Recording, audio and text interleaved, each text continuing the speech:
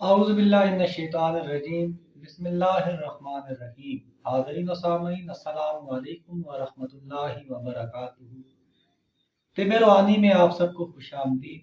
امید ہے کہ آپ سب خیریت سے ہوں گے۔ اللہ کی ذات آپ سب پر اپنا فضل، اپنا کرم، اپنی رحمت نازل فرمائے۔ خواب میں مچھلی دیکھنا یا مچھلی کھانا، یہ کس چیز کی علامت ہے؟ اس کی کیا تعبیر ہے؟ تو حضرت دانیال علیہ السلام آپ فرماتے ہیں کہ اگر کسی شخص نے مچھلی کو گرم پانی میں دیکھا تو یہ کوئی نہ کوئی مصیبت کی تعبیر ہے۔ آپ فرماتے ہیں کہ اگر اس نے مچھلی کو کسی ٹھنڈے سرد پانی میں دیکھا، ٹھنڈے پانی میں دیکھا تو یہ اس کے لیے خوشی کی دلیل ہے۔ امام ابن سیرین رحمۃ اللہ علیہ آپ فرماتے ہیں کہ اگر کسی شخص نے بھنی ہوئی مچھلی کھائی، خواب میں بھنی ہوئی مچھلی کو کھا رہا ہے، تو یہ اس بات کی دلیل ہے کہ وہ شخص اپنے سے کم تر بندے کے ہاتھوں ذلت کا شکار ہوگا، یا اسے بادشاہ وقت کی طرف سے کوئی نہ کوئی مصیبت ملے گی۔ اچھا، امام جابر مغربی رحمۃ اللہ علیہ آپ فرماتے ہیں کہ اگر کسی شخص نے خواب میں تازہ مچھلی پکڑی اور پھر اسے کھایا تو یہ اس شخص کے لیے، اس کی تعبیر انہوں نے یہ بتائی امام ابراہیم کرمانی نے، کہ اللہ کی ذات اس شخص کو مال و دولت عطا فرمائے گا، اللہ اسے اپنی نعمتوں سے مالا مال فرمائے گا۔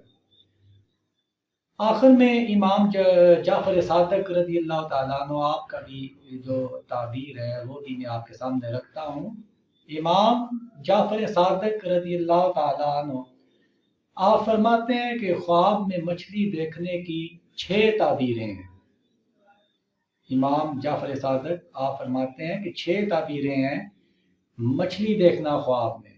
پہلی تعبیر وزیر، دوسری تعبیر آپ فرماتے ہیں لشکر، تیسری کنواری عورت، چوتھا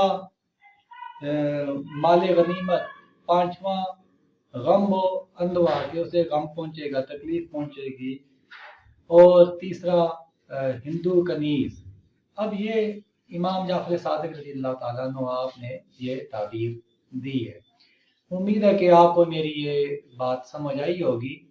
اگر کسی کو میری یہ بات سمجھ نہ آئی ہو، کیونکہ میں تعبیرات جو ہیں وہ انتہائی اتھینٹک، جس طرح امام ابن سیرین علم تعبیر کے اندر بہت بڑا نام ہے، امام ابراہیم کرمانی، حضرت دانیال علیہ السلام، امام جعفر صادق، یہ بہت بڑے بڑے نام ہیں، تو ان کی تعبیرات میں آپ کے سامنے پیش کرتا ہوں۔